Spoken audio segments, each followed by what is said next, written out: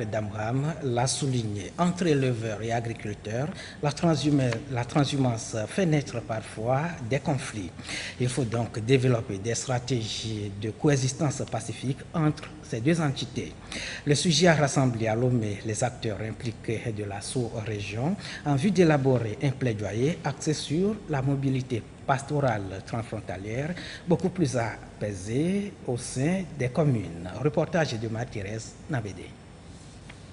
Dans le contexte actuel marqué par l'insécurité et la violence dans les espaces pastoraux, le réseau des organisations paysannes et de producteurs de l'Afrique de l'Ouest, ROPA, a réalisé une enquête dont les résultats ont montré que 43% des collectivités locales transfrontalières estiment que les troupeaux transhumants causent des dégâts sur les cultures et les récoltes, ce qui constitue les principaux déclencheurs des conflits agriculteurs-éleveurs. Réunis à Lomé, éleveurs, techniciens et maires des communes transfrontalières du Bénin, du Togo, du Ghana et de la Côte d'Ivoire échangent en vue de faire le plaidoyer pour que le pastoralisme soit pris en compte dans les plans communaux de développement. À travers un programme que nous avons qui s'appelle le MOPS, nous avons décidé de nous retrouver ici pour voir quelle est la place qu'on va donner à la transhumance dans les plans de développement locaux.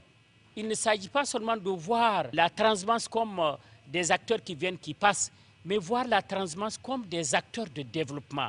Et nous allons construire une feuille de route pour aller vers les autorités, pour aller vers les partenaires, pour qu'ensemble, on puisse voir comment prendre cette question de transhumance avec beaucoup d'informations, avec beaucoup de propositions. Le ministère des Ressources halieutiques, animales et de la réglementation de la transhumance est à pied d'œuvre pour accueillir plus sereinement la transhumance des pays voisins. Nous sommes activement en train de travailler pour créer des zones d'accueil pour pouvoir accueillir tous ces troupeaux-là et ces éleveurs. Parce que nous sommes dans l'espace CEDEAO où nous sommes liés par des accords, notamment des accords de libre circulation des personnes et des biens. L'élevage constitue une composante importante de l'économie des pays d'Afrique de l'Ouest et du Sahel.